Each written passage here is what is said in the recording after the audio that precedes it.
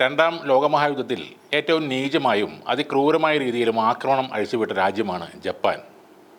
1,00,000-ഓളം സ്ത്രീകളെ ലൈംഗിക അടിമകളാക്കുകയും ക്രൂരമായ ബലാത്സംഗത്തിന് ഇരയാക്കുകയും ചെയ്തിട്ടുണ്ടെന്നാണ് റിപ്പോർട്ടുകൾ. ഫിലിപ്പീൻസിലെ ചെറിയ പെൺകുട്ടികളെ വരെ വീടുകളിൽ നിന്ന് തട്ടിക്കൊണ്ടുപോവുകയും ജാപ്പനീസ് പട്ടാളക്കാരുടെ ക്യാമ്പിൽ പാർപ്പിച്ച് സമയം കിട്ടുമ്പോഴൊക്കെ അവരെ ബലാത്സംഗം ചെയ്ത് രസിക്കുകയുമായിരുന്നു ഇവരുടെ പ്രധാന ഹോബി. ചൈന, കൊറിയ തുടങ്ങി തെക്ക് കിഴക്കൻ ഏഷ്യ അടക്കം ഇവർ ആധിപത്യം സ്ഥാപിച്ച സ്ഥലങ്ങളിലെല്ലാം ഇതേ അവസ്ഥയായിരുന്നു. സ്ത്രീകളിൽ മാത്രമല്ല, യുദ്ധത്തിൽ പിടിച്ച തടവുകാരുടെ അവസ്ഥ ഇതിലും ദയനീയമായിരുന്നു. അവരുടെ ശരീരത്തിൽ ജൈവരാസ പരീക്ഷണങ്ങൾ നടത്തിയിരുന്നു. ഇത് കാരണം കൊല്ലപ്പെട്ടത് 5 ലക്ഷത്തിൽ കൂടുതൽ ആളുകളാണ്. എന്നാൽ രണ്ടാം ലോക മഹായുദ്ധത്തിൽ അമേരിക്ക നടത്തിയ അണുബോംബ് ആക്രമണം കാരണം ഇവരുടെ ഇത്ര ഭീകരമായ ചെയ്തികൾ വിസ്മരിക്കപ്പെട്ടു. ലോകം അത് മറന്നുപോയി.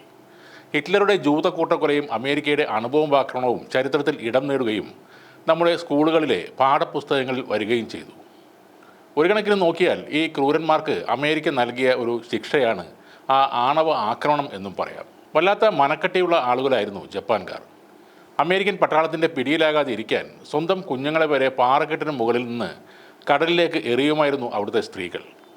എന്തും ചെയ്യാൻ മടിയില്ലാത്തവരാണ് അവരുടെ സൈനികരും. പേൾ ഹാർബർ ആക്രമണം തന്നെ അതിൻ്റെ ഏറ്റവും വലിയ ഉദാഹരണമാണ്. ചെറിയ വിമാനങ്ങൾ ശത്രുസേനയുടെ കപ്പലുകളിൽ ഇടിച്ചു കയറ്റി മരണം വരിച്ചവരാണ് ജപ്പാൻ സൈനികർ. അവരുടെ ചക്രവർത്തി അതിലേറെ ക്രൂരനായിരുന്നു.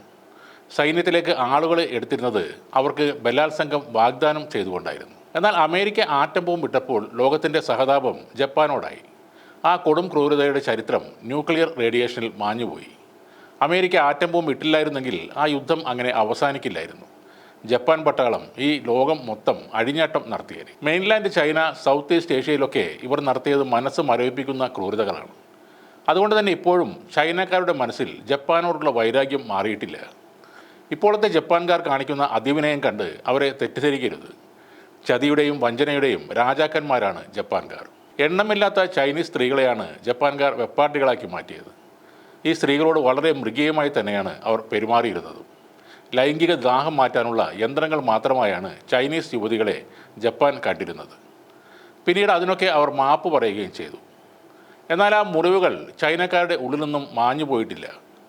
കാലം മാറിയപ്പോൾ ചൈന അതിശക്തമായ ഒരു രാജ്യമായി മാറി. പക്ഷേ ഇനിയൊരു അവസരം വന്നാൽ ചൈന ജപ്പാനോട് കണക്ക് ചോദിക്കുക തന്നെ ചെയ്യും. രാജ്യത്തിൻ്റെ ഭാഗങ്ങൾ പിടിച്ചെടുക്കുന്നതോ പട്ടാളക്കാരെ കൊല്ലുന്നതോ ഒക്കെ യുദ്ധത്തിൽ സ്വാഭാവികമാണ്. പക്ഷേ തങ്ങളുടെ സ്ത്രീകളോട് കാണിച്ച ആ കൊടും ക്രൂരതയ്ക്ക് ചൈന കണക്ക് ചോദിക്കും. അതിനുള്ള അവസരം കാത്തിരിക്കുകയാണ് 141 കോടി ജനങ്ങൾ.